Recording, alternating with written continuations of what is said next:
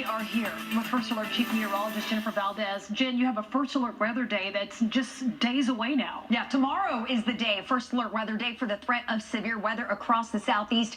Good news is the severe weather threat has diminished for us here in North Georgia. We were under a level 3 out of 5 risk of severe weather. It's now a level 2. That's because the tornado threat has come down. With that said, although the threat is lower, it is still a possibility along with strong damaging winds and heavy downpours and even hail. Pretty much the entire state under a level 2 risk of severe weather. And that is why we are under a First Alert weather day tomorrow. Those scattered storms will be between about 10 a.m. and 6 p.m.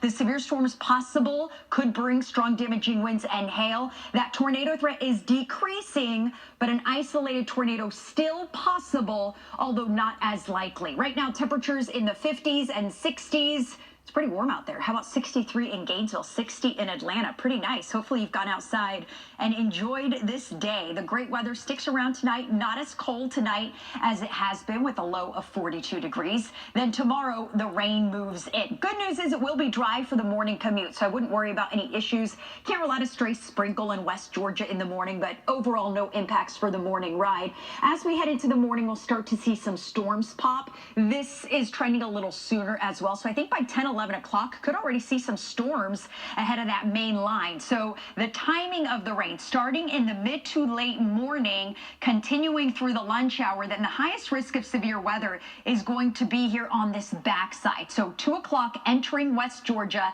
making its way through Metro Atlanta at 4 p.m., then moving east of our area by 6 o'clock. After about 6 o'clock, the threat of rain and storms will be over and done with. So between about 10 a.m., 11 a.m., and 6, that's when we could see some severe storms. Even outside the risk of strong or severe storms, it will be very windy tomorrow. So we could see some trees and power lines come down even outside of any storms. Strongest winds will be in the North Georgia mountains, where we have a high wind warning from 7 a.m. to 7 p.m. for gusts up to 45 miles an hour.